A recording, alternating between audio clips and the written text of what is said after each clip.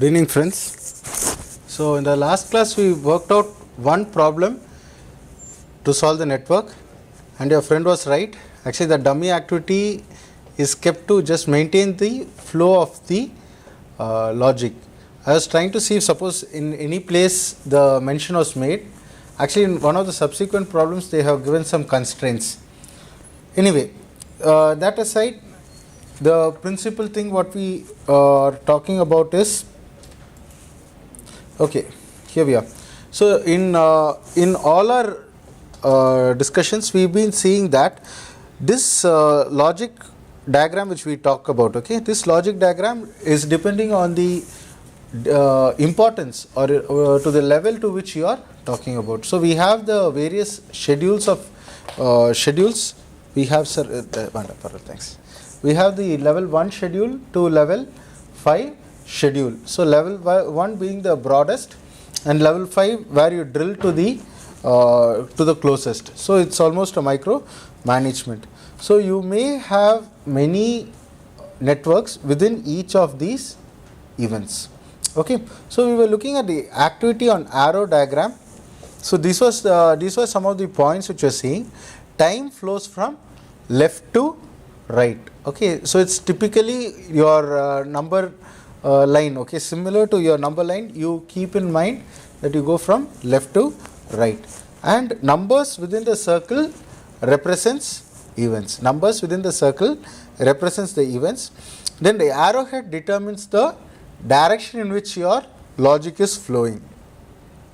So you got a head event and tail event. Head event, I think it's quite obvious what the head event and tail event are, and you always have a number higher for the tail event than the head event.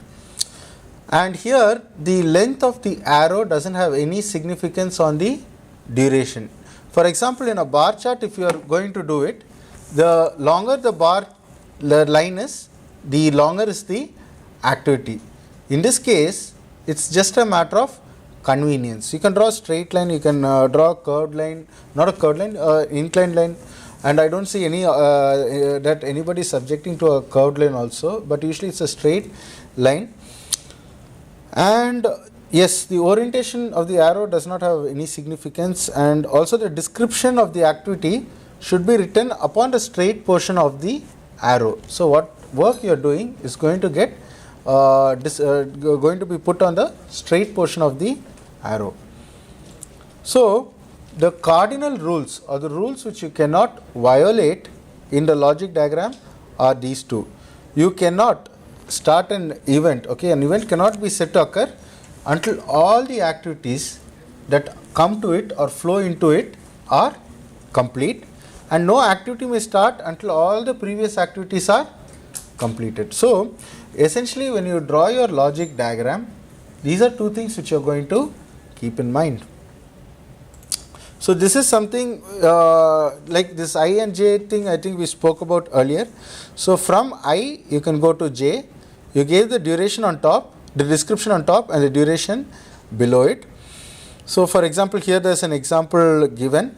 So in this case, just see the way the number increases. Okay, here 20 and 30 are given.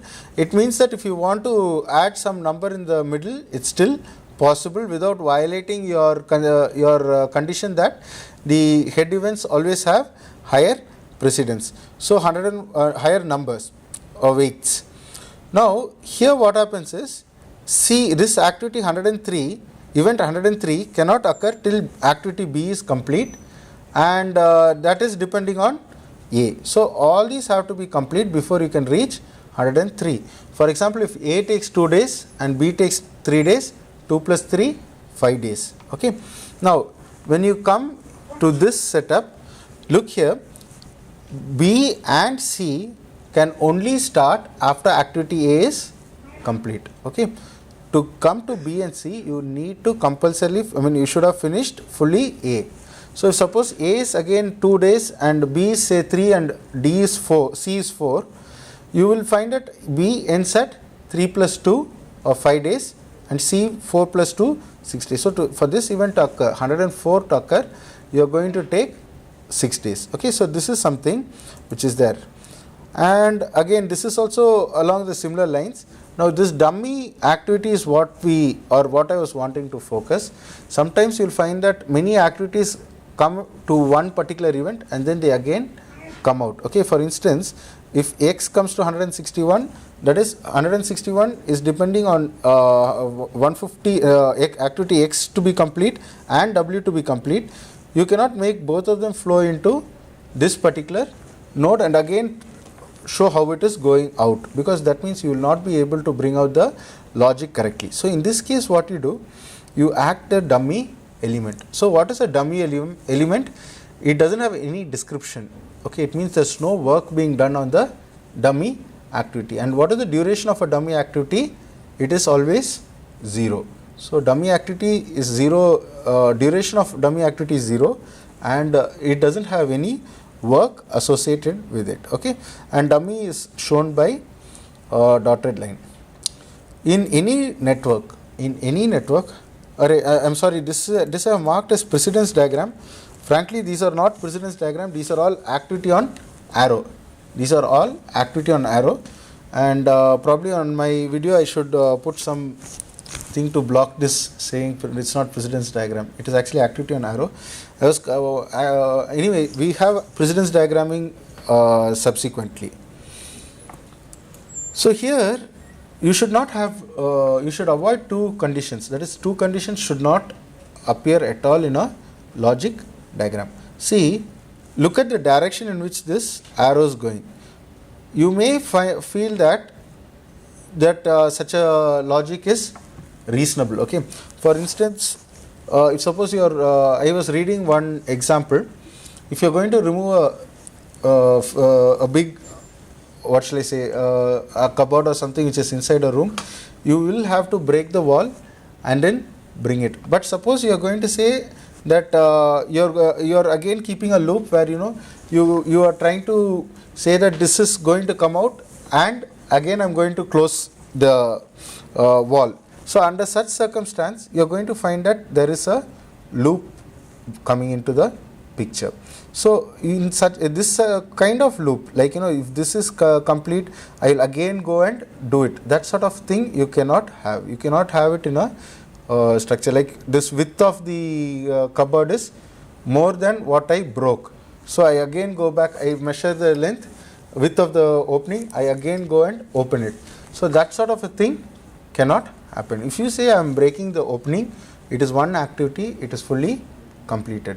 So you cannot say I am going to again go back and do the same activity. So that sort of a logic will cause the network solver, okay, what was the program that is solving the network, to go into an infinite loop.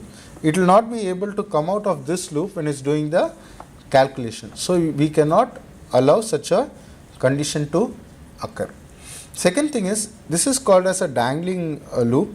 Probably you will have to have a dummy which again goes to some other place. Maybe, but if you are going to give a dummy, it will cause a constraint that only after 409 is complete, 310 can proceed. So you will have to rethink your strategy of drawing this network. So probably you may bring one more event which doesn't have any relationship to the activity 310, and then you will be able to have a dummy so that your dangling portion is eliminated. You cannot have a dangling event and you cannot have a loop inside your diagram. Okay. So probably these are some of the ways probably you will be trying to avoid dangling conditions or looping conditions. You put some other element and then you try to come out of it. Okay. So then we are now we are coming to the precedence diagram. Okay. The difference between precedence diagram and activity on arrow is just the formulation. When I say formulation, it is how you represent.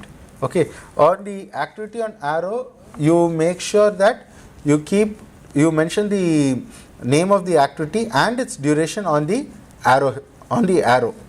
Okay. However, in the precedence diagram, all the things are put on that node. Okay. So it is also called activity on node. The other one is called activity on arrow.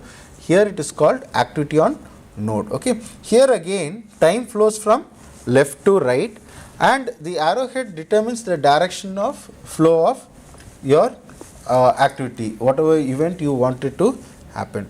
Here also the length of the arrow doesn't have any significance, and orientation also has no significance. The only thing is the description is put inside the node. Okay. So one of your friends was asking whether this is okay. If we do only this, it is acceptable. In terms of the problem solving, you can use this also, it is perfectly acceptable. However, if suppose it's an activity on arrow formulation, you do this in the rough work and again bring it and show it on the activity on arrow. Okay. Now look here. Here this is the earliest start, name of the activity and earliest finish, late start, late finish and duration. This portion, activity and duration, you would have marked on the arrowhead. Okay, you would have marked on the arrowhead, and the rest of the stuff you would have marked near your event. Okay, so this is just a slight difference. There's a very small difference between what you have done in the activity on arrow. Okay, so in fact this is the formulation which is available in Visio. Okay, Microsoft Visio is a diagramming tool. So when I tried to use Visio, this was the only thing which was available. Probably there is one for the activity on arrow formulation. However, that flowchart, making that flowchart was too time consuming. That is if you are trying to do it on the computer. At least I found, I mean with my experience, I was not able to do it quickly enough. So these are some of the other examples of the precedence diagram. Okay. In the precedence diagram, you don't have to worry about the dummy activity. Dummy activity, this it will when you draw the precedence diagram, automatically your sequence is going to be there. However, this loop, okay, remember the loop which we saw in the activity on arrow. So can you see the similarity? You're going from one node back to a previous node. This is again not acceptable. You cannot have any activity going in a loop, and again you cannot have a dangling activity. You will have to reformulate or redraw with the correct sequence. So one of the common challenges, or if suppose some of you are looking at competitive exams, you will find that they will give you a network which apparently looks right, but you will be asked to correct the mistakes. Okay. Of course, there is always the jolly good chance that it is a correct network. The correct network itself might be given to you in your question. However, I don't know what would be the surety you have whether it's correct or not unless you are able to go through the network. Okay. So this is a little about but however, look at this one. This is perfectly acceptable. See, it is going forward. It's not going backward in time. It is just going forward. It will just add a constraint. Okay. Now, in this activity on arrow and in the activity on node, do you have any doubts? Would you like to have any clarification on any of these things which we have discussed now? Both of them are just two different formulations or two different ways you are representing. Okay, there is not much difference in either of them. So, would you like to ask any questions or do you have any doubts? The output will be the same. Output will be the same. The result what you see is not going to change. It will be the same. So it can be any method we cannot have. Correct, but from an exam point of view, we cannot give you that freedom. See, the thing is, we don't know who's going to evaluate your paper. So when the key is set, if it is like the key, you are going to get marks. If it is not like the key, the person who is evaluating need not consider a lot of things. Okay. And whatever the determined. I am talking about determined only. that we'll discuss later. Hey, ask about this one here. You're going beyond the scope of the discussion. Yeah. These are sequential activities. Yes. The same situation can't be shown on both types of diagrams. It can be shown. So because the number of arrows are not equal to the number of nodes. But the activities is what is important, right? See, instead of putting the activity on the arrow, you are putting it on the node. That's all. Previous one or the next one? Next one. In the next one. Previous one, you put it on the arrow. Put it on the arrow and showed, okay, this is done. Only after this is done, you are coming to the next part. Now, here instead of that, you are keeping the So there will be one empty node one empty node where? in the start. Because Okay, see, that is just that event is there. Okay, that event is there. So you can put a dummy event there called start. That will have 0 for everything. Then you can go ahead. the question is separate, like Which one? which to do it by arrow. Yes, it will be specified. Use activity on arrow or activity on node. That is definitely going to be there. That you don't worry. So the calculation will be same for both. Calculation is same for both. Both you will make a forward pass and both will make a reverse pass. So like why we represent like this, like in the form of boxes. This is a formulation which has been brought out. Okay, it is a standard which people have devised. That's all. Yes. See here, more information is just seen at one shot. If you just look at it, everything is there when you look at it. You don't have to search a little to find where things are. So that's But the starting will, then we have to assign early start at 0. Then only we will even in the other one, your start is 0. You know, early start is 0, and early finish is the duration which you get, right? Got it. Right.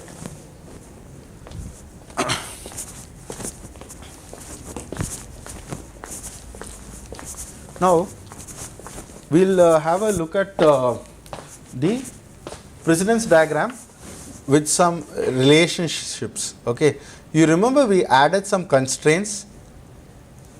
Remember the constraints? What are the constraints we gave? So start to finish, cannot start before. We had the 3 things, right? Which are flexible, which are inflexible, which are moderate. So all those things you can put. So here's where you get a lag. If suppose you want to show a lag, it's very easy to show the lag here. How much you are going to have the time variation between these 2 activities. Okay. Now this is on the node, so I am able to just say these 2 activities. Then this is in the start, okay, and this is also connected to the start. So this is a start to start constraint, and this is this one is the finish. The right side is always the place where it goes out is the finish, and this is a finish to start constraint. See, please go to our please register on the DreamSpark program. Our university is having a tie-up with Microsoft. It gives you free licensed version of Office 2016. As long as you are a student here, you can get the latest version. If you get 2016 and you go out of the campus, you can use the 2016 till the end of life of 2016. Office is Okay. available. Huh? Office altogether is available. No, Office altogether is not available under DreamSpark because Microsoft has changed its terms. So earlier 2007 was available, but now for you, for example, Visio and MS Project are 2 tools which are available for you. You can also download Visual Studio. So those of you who are programmers and those who want to do programming, all this is available under the DreamSpark program. Please go to CTS, register with your email ID. Within 1 or 2 days, you will get an email. You will just have to go to the Microsoft store. Okay, the email address of the Microsoft store is also available, and you can download the images. The images means the CD image of the software, and then you will also get the license key. Okay, so essentially, if you get the license key through DreamSpark, you can take the installer from me.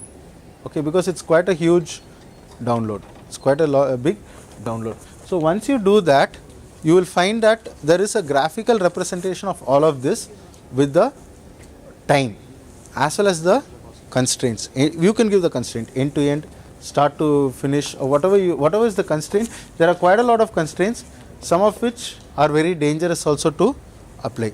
See, please remember, okay, I'll come back to that part a little later. But anyway, so in the precedence diagram, this is one benefit which you can easily demonstrate. Okay. So this diagram should answer the question. Okay, this diagram should answer the question how the two formulations are going to be done. Okay, so here I mean, I'm sure you'll understand what it is. So both of them are equal to each other essentially. Okay.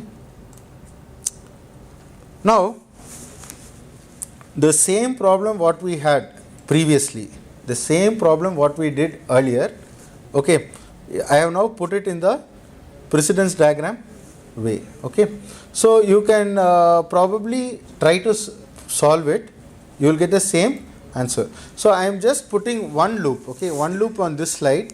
I got the other half of it in this slide. Okay, so that you will be able to go through it. Okay, we will close this whatever I have, whatever is the theory part I have, I will finish it off, and then we will do it after that. Okay. So now if you see here, we worked that this was the critical path. Now look at this drawing, look at this diagram. See here the finish is 0, it comes down. So here you see tower and tank, this is 0, this is 0, this is 0, and this is 0. Can you see the critical path here? It is the same as what you got there also. Okay. So I want to briefly go through this work study. This is a definition of work study which has been given. Okay. Now why is it that we are focusing on this work study?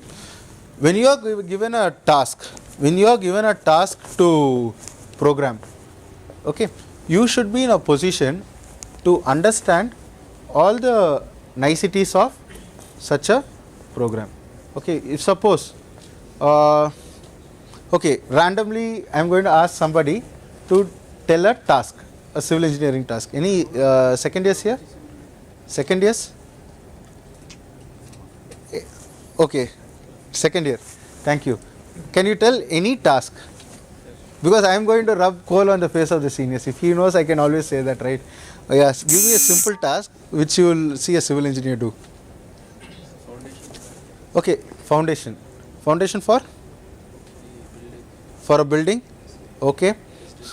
Sorry, residential building. Okay. There's a foundation for a residential building. If suppose you are asked to explain the steps, okay, or you are asked to estimate the jobs. I am saying the jobs. I am not saying the time. I am not saying the cost. I am not asking the quantity. I am only saying, can you find out the steps which are there? Will you be able to do it? I really hope that all of you will be able to do that. It's not actually rocket science. Definitely it's not rocket science. So this is what we call as the work study. So the person goes through the work, he goes through it step by step, he finds out what are the activities which are there in that, and then he puts it. Okay. So let us just go through these points which I took from one of the textbooks. So the first point here, you have to know the problem. Okay, you have to know the problem. You have to record the facts. For example, for a simple job like even excavation for a residential house, you suppose you are doing it in monsoon, you will have to think of a way for dewatering. You will have to think of a way for dewatering or removing the water which is coming when you dig the pit. Because once you dig the foundation pit, and if you find that there is water, you cannot pour your concrete into water. You just cannot do it. So then you will have to go through, sometimes you may have to get a new improved method for the same process.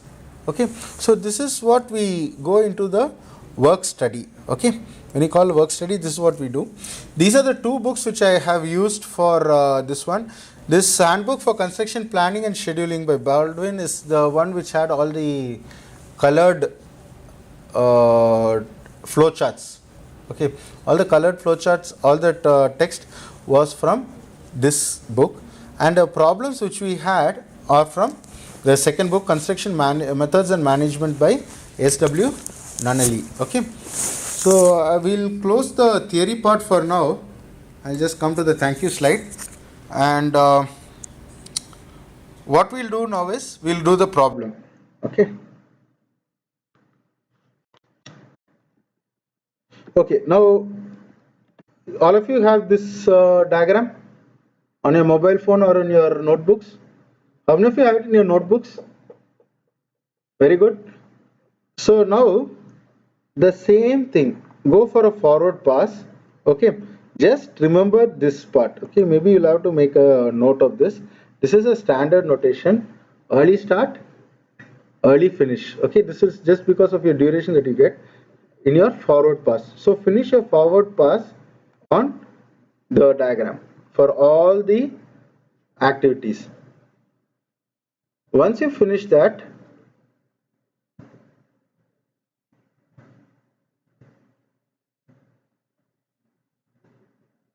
if all of you do it, okay, 140 people take 2 minutes, 280 minutes I have to give you.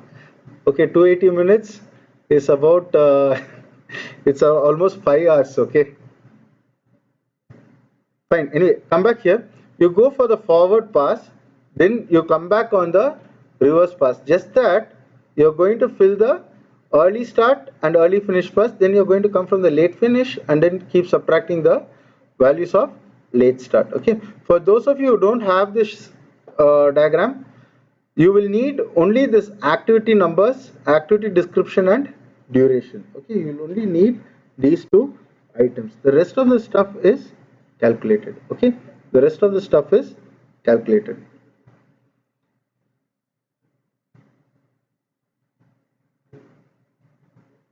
Right, I'm just keeping this screen on.